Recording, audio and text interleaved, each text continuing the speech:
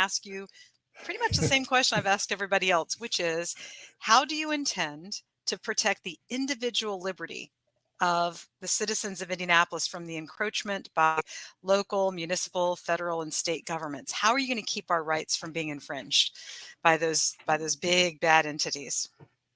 Well, I don't think we need any more laws. I'm not. Uh, I think we've got a highly developed democracy. I don't think we need to add more or infringe more.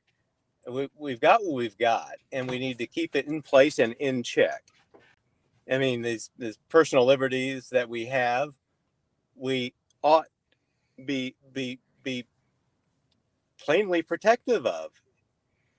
So, I mean, we have a highly formed version of democracy. Can I just hop in and stop you right there? Because you are obviously such a smart guy and a smart businessman that you've got to know we're not a democracy. A democracy we are a is democracy. no, Oh, we're come on now, not. Lucy. No, democracy is mob rule. It's two wolves and a sheep deciding what's going to be for dinner. Lucy Benton, we live in a democracy, and I've had opportunities to travel in other parts of the world that are clearly not what we have and enjoy here in Indiana. Now, I will agree that we are the best thing going, right? And I have not traveled nearly as extensively as you, unfortunately, but no, we're not a democracy. A democracy is as 10 kids kept you from traveling. 10 kids. Isn't that the 10 kids will make it too difficult to travel to the grocery store? Let's be real. Let alone, I made it up to Canada and they turned me away because I was too highly armed. Sometime too heavily armed. Sometime you can ask me that story because that's the truth. We got turned away at the border because I was too heavily armed. But no, a democracy would be 51%.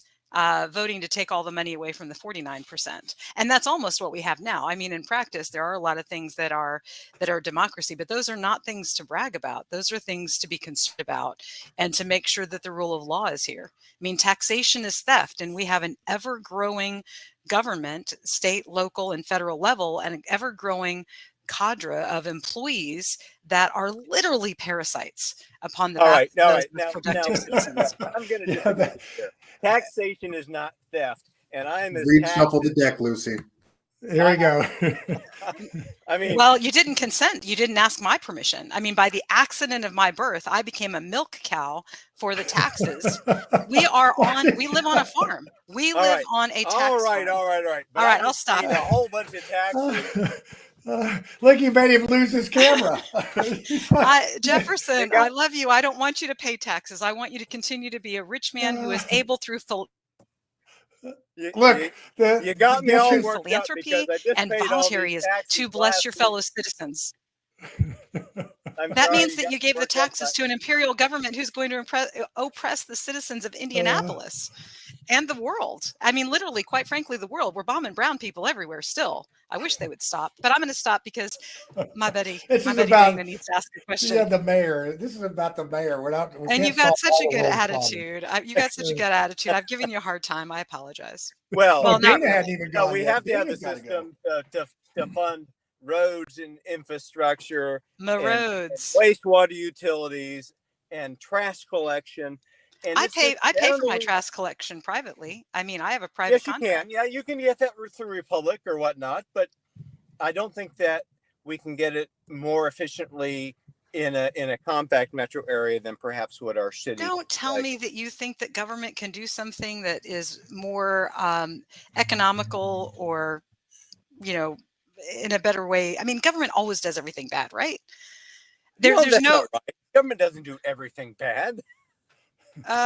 Every example I can think of, it's bad. But I trust that you would be a much better mayor than what we have. Lucy, you're a reader. You need to read more books about some of the good things that government does. Right, Lucy, you live in an urban setting? No, I moved out to we left Fishers, which is, an arguably wonderful area. We left Fishers for 3 acres in the country. And I cannot be more thrilled than to know that the number of politicians per capita is much less in my county. Makes me feel a bit safer. It is. Oh, I thought we lost her there for a second, but no, I hit the wrong button. I'm muting myself because I've given Jefferson. You're such a nice guy. I've given you a hard time, but I did want to let you know right up front. I admire you. I admire your education. I admire you as a business person. I'm a fellow real estate investor. I think you've done an amazing job. So good on you. Yeah, just don't tax her because it's theft. All right. So Don't now tax that me, was bro. actually Lucy was probably supposed to be one of the milder ones, but we got Dana Black. I saved her. Well, I Lucy, queued her up left. I mean, Okay, hold on, Dana. Hold on. very Let's let him talk. mindful of taxing people right out of this county. I mean, Yeah, that's mayor's got happened. to create an attractive sandbox for people to choose to stay, and recognize that some people don't have the means, to have the mobility to leave otherwise.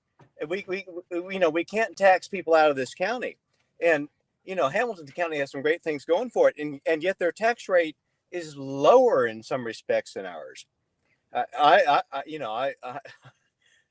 will work vigorously to keep our tax structure in check from the standpoint of the budgets that if I had the opportunity to lead, the mayor's role is to put forward a budget. The council's role is to pick it apart, examine it, and hopefully approve it. And I've been on the pick it apart, examine it, and hopefully approve it side. I've been through that through a half dozen cycles.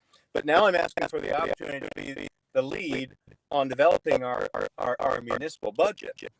I would do it judiciously. I don't want to overburden our citizens because it has the potential to drive people out of county. And what mayor can be successful if you set up a system that motivates them to leave?